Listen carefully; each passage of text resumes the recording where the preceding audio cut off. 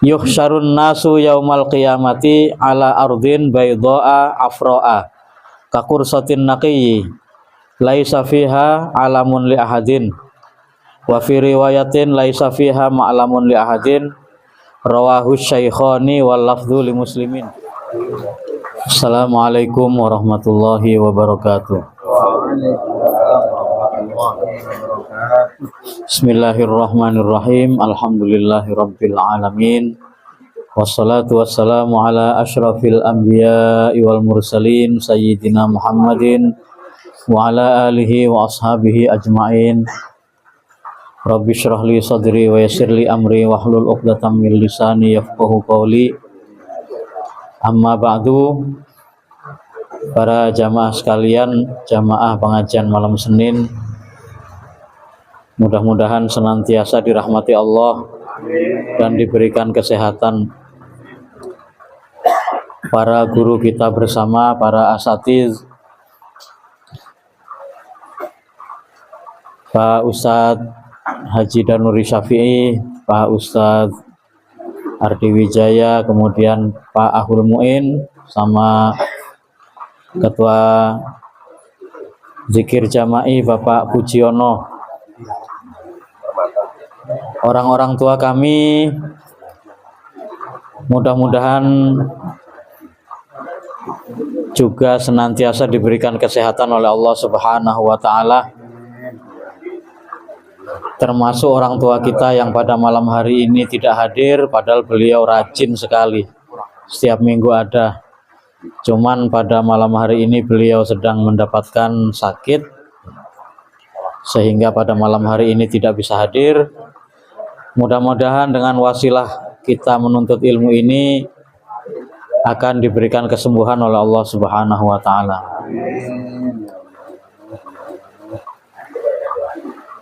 Penarik arisan pada malam hari ini yaitu Bapak Andri sekeluarga, diucapkan terima kasih atas tempat yang disediakan. Mudah-mudahan kedatangan kita membawa berkah dan pulang membawa ampunan. Amin ya rabbal alamin. Juga kepada Pak Sardi, mudah-mudahan perjalanannya ke Tanah Suci mendapatkan umroh yang mabrurah. Amin ya rabbal alamin. Kemudian bisa mengumpulkan berkah lagi, rizki lagi untuk melanjutkan naik haji. Bapak-bapak sekalian rahimakumullah, kemarin saya di rumah Pak Guru Yayan nggak membawa kitab, sekarang sudah bawa kitab lagi ya. Saya akan bacakan kitabnya. Insya Allah ini ya 2 hadis sajalah cukup lah ya. Bismillahirrahmanirrahim. An Suhailin ibni Sa'din qala Rasulullah sallallahu alaihi wasallam, yuhsyarun nasu yaumal qiyamati ala ardin baydoa afro'a kakursatin naqiyyi laisa fiha alamun li ahadin wa fi riwayatin laisa fiha ma'lamun li ahadin rawahu syaikhani wal lafdhu li muslimin. Dari sahabat Suhail bin Sa'ad, qala, beliau berkata, qala Rasulullah sallallahu alaihi wasallam, Rasulullah sallallahu alaihi wasallam telah bersabda, yuhsyaru an-nasu, manusia itu akan digiring yaumal qiyamati, pada hari kiamat, ala ardin, di atas tanah, baydoa, yang berwarna putih, afro'a, yang kecoklat-coklatan atau kemerah-merahan, kakursatin naqiyyi, seperti roti yang baru keluar dari panggangan ya. Baydoa afro'a ini tafsirnya adalah baydo yudrobu launuha ilal humroh, tanahnya itu warnanya putih tetapi bernuansa merah-merah seperti itu ya. Kemudian kakursatin naqiyyi ini tafsirannya adalah al-khubzu al-abyadu idza kharaja minan nar, roti berwarna putih yang baru keluar dari panggangan. Nah, seperti itulah gambaran dari tanah mahsyar. Jadi nanti kita dibangkitkan dari kuburan, kemudian nanti kita digiring, ya. Digiring itu ya dipaksa untuk jalan ke suatu tempat, ya. Digiring di atas tanah yang nuansanya seperti tadi, seperti roti yang baru keluar dari panggangan itu. Terus laisa fiha alamun li ahadin, tidak ada tanda-tanda, nggak ada ciri-ciri, nggak ada tetenger, nggak ada sesuatu yang bisa dijadikan petunjuk, ya.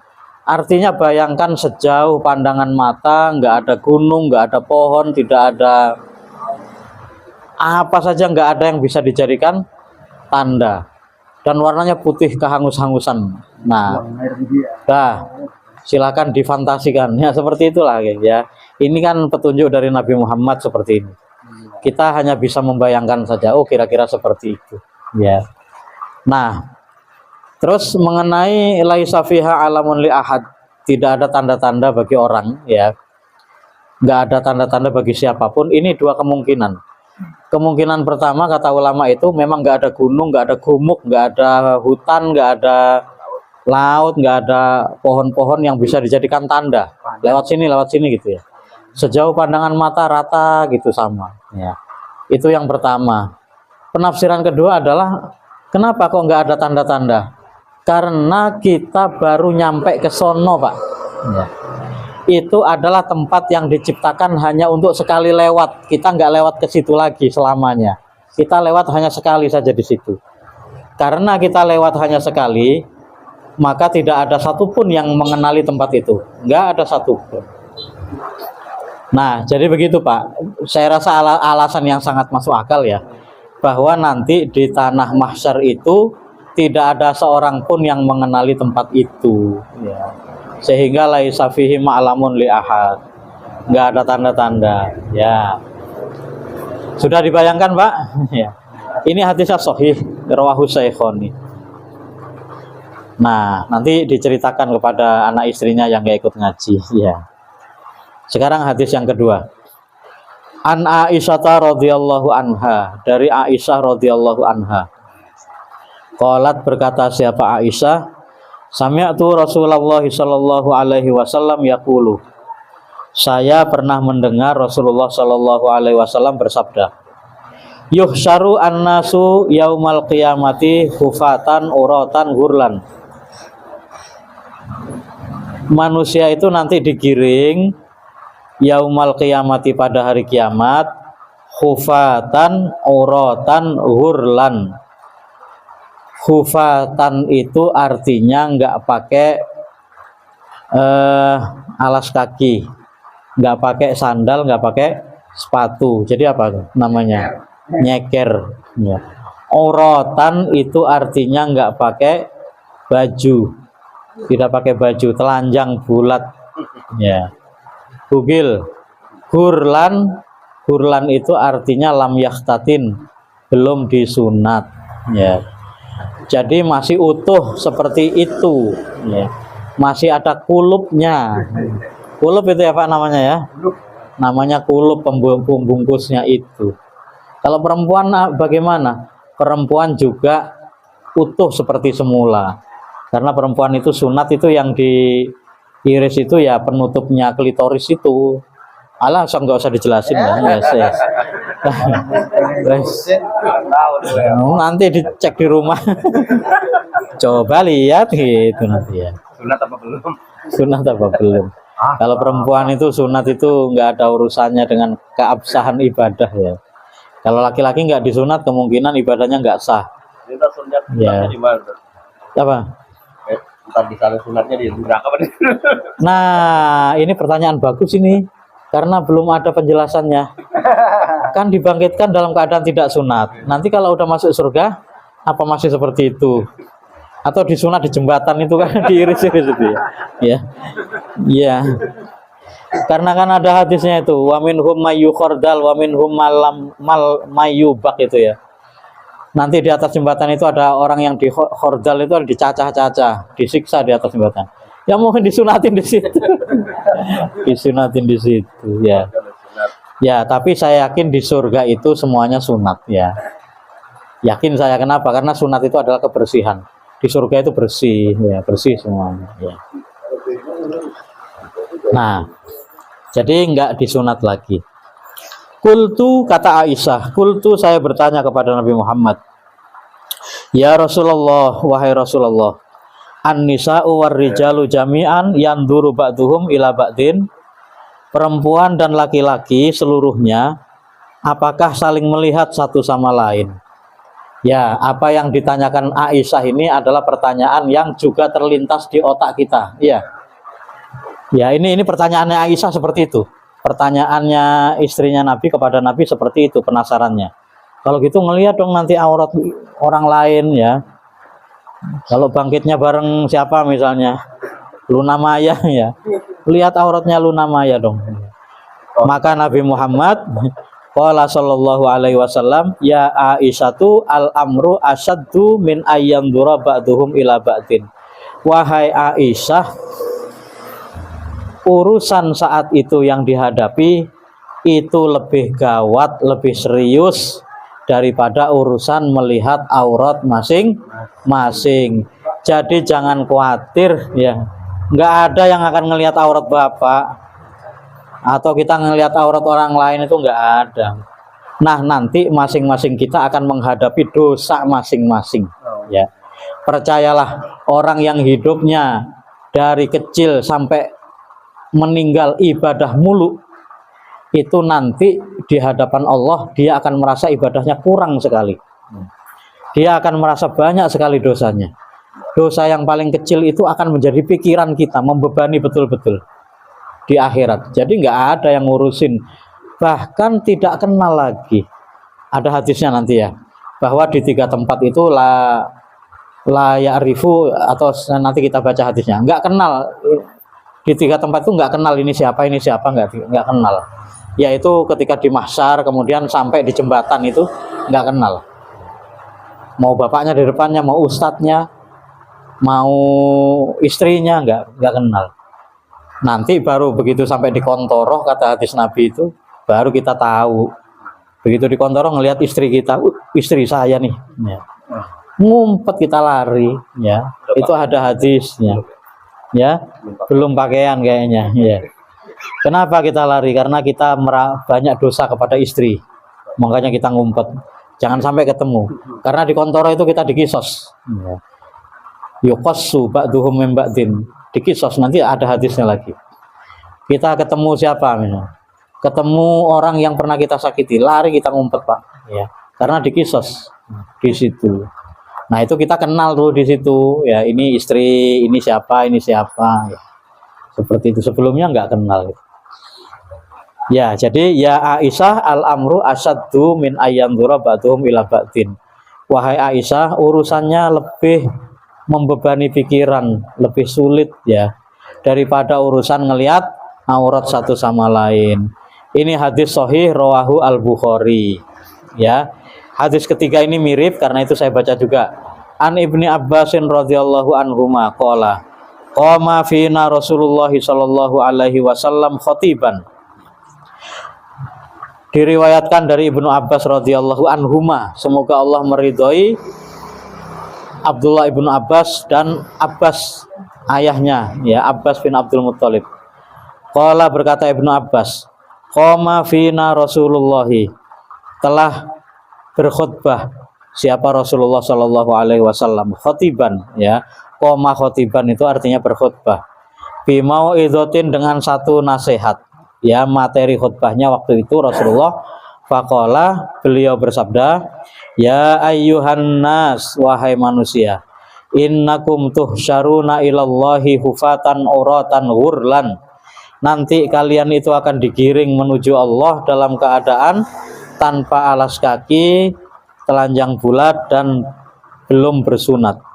Kama bada'na awwala khalqin nu'iduh, sebagaimana kami mulai dulu penciptaannya, kami kembalikan seperti itu. Jadi kita dulu lahir itu masih ada segelnya dibalikin lagi ya. Nanti itu seperti itu ya. Jadi menghidupkan lagi itu lebih mudah daripada membuat dari awal, ya, gampang. Makanya di surat Yasin disebutkan bagaimana tuh, Qul yuhyihalladzi ansha'aha awwala marrah, ya. Terus wa'dan alaina, ini adalah janji kami. Inna kunna fa'ilin, sesungguhnya kami akan melakukannya, ya. Bapak-bapak sekalian, Allah itu telah berjanji, banyak janji di dalam Al-Qur'an. Dan kita yakin Allah itu akan menepati janjinya. Tetapi tidak beradab, ya, tidak beretika kalau kita berkata bahwa Allah wajib menepati janjinya. Itu adalah ucapan yang salah. Itu bukan Ahlus Sunnah wal Jamaah. Ya, orang-orang Mu'tazilah itu punya 5 prinsip. Prinsip tauhid, prinsip al-adl, prinsip al-wa'du wal-wa'id, prinsip al-manzilah bainal manzilataini, terus prinsip al-amru bin ma'ruf wa nahyu 'anil munkar. Nah, prinsip yang ketiga ini al-wa'du wal-wa'id, itu kata mereka Allah wajib menepati janjinya dan wajib menepati ancamannya. Jadi ada kata-kata wajib di situ. Allah wajib. Kalau namanya Allah wajib berarti Allah itu dibatasi oleh kewajiban itu. Iya apa enggak? Ya. Padahal Allah itu fa'alun lima yurid sifatnya. Allah itu memiliki iradah yang mutlak, yang enggak dibatasi oleh siapapun. Kalau Allah melakukan atau tidak itu semata-mata iradahnya Allah. Ya. Tidak ada yang bisa membatasinya, walaupun malaikat. Ya, jadi cukup kita yakin Allah akan memenuhi janjinya dan Allah akan memenuhi ancamannya, itu kita yakini. Tetapi jangan katakan itu adalah sesuatu yang wajib, karena itu termasuk su'ul adab kepada Allah Subhanahu wa taala, ya, tidak baik, ya. Ala wa inna awwalal khalaiqi yuksa yaumal qiyamati Ibrahimu. Ingatlah, atau kata Nabi Muhammad, ala, ingat, sesungguhnya makhluk pertama yuksa yang diberi baju yaumal qiyamati pada hari kiamat adalah Ibrahim alaihissalam, adalah Nabi Ibrahim alaihissalam, ya. Nabi Ibrahim adalah orang yang nanti diberi pakaian. Nah, pertanyaannya, apakah para nabi itu juga telanjang seperti kita? Ini kan pertanyaan juga, pasti terlintas. Menurut mayoritas ulama, para nabi dibangkitkan terbungkus kain kafan mereka untuk menjaga kemuliaan mereka sebagai nabi, ya. Jadi kalau kita telanjang bulat, kalau para nabi tetap terbungkus kain kafan. Nah, orang yang pertama nanti kain kafannya diganti baju adalah Nabi Ibrahim alaihissalam. Kenapa? Karena dulu Nabi Ibrahim itu adalah orang yang dicabut bajunya ketika mau dilemparkan ke api oleh Raja Namruz, ya. Nabi Ibrahim dilepas bajunya, didudukkan di manjanik, ya. Manjanik bukan majani. Manjanik itu selepetan, apa namanya? Ketapel, ya. Nah, Nabi Ibrahim telanjang tuh ketika dilempar, seret, ya. Begitu mau masuk ke api, Allah berfirman, ya narukuni bardan wasalaman ala Ibrahim, ya. Hai api, dinginlah dan berilah keselamatan. Seandainya Allah berfirmannya ya narukuni bardan doang, nggak pakai wasalaman, Nabi Ibrahim akan mati membeku di dalam, ya. Karena Allah hanya berfirman bardan, dingin. Tapi Allah berfirman bardan wasalaman ala Ibrahim. Nah, karena keteguhannya itu Nabi Ibrahim diberi pakaian. Nah, persoalan kedua, kalau begitu Nabi Ibrahim lebih mulia dari Nabi Muhammad. Ya, jawabannya tidak. Para ulama sepakat bahwa Nabi Muhammad adalah afdholul anbiya, nabi paling utama. Tapi kok Nabi Ibrahim dikasih baju duluan? Dikasih baju duluan tidak mesti berarti lebih mulia dari Nabi Muhammad, seperti itu, ya. Jadi itu, bahkan nanti ada hadis juga Nabi Muhammad itu baru keluar dari kuburan, Nabi Musa itu sudah ada di tiang aras, ya. lebih cepat dari Nabi Muhammad keluar dari kuburannya. Berarti Nabi Musa lebih mulia? Enggak juga, ya. Enggak juga. Tapi memang ada nabi yang diberi kekhususan-kekhususan seperti itu. Nah, mungkin demikian Bapak-bapak ya. Ternyata hadisnya panjang, saya kira sedikit ya. Ternyata sampai sini ya. Cukup ya. Saya rasa apa yang saya sampaikan cukuplah. Karena hujan dan karena di pinggir jalan ya. Kurang lebihnya mohon maaf. Wallahul muwaffiq ila aqwamit thoriq. Assalamualaikum warahmatullahi wabarakatuh.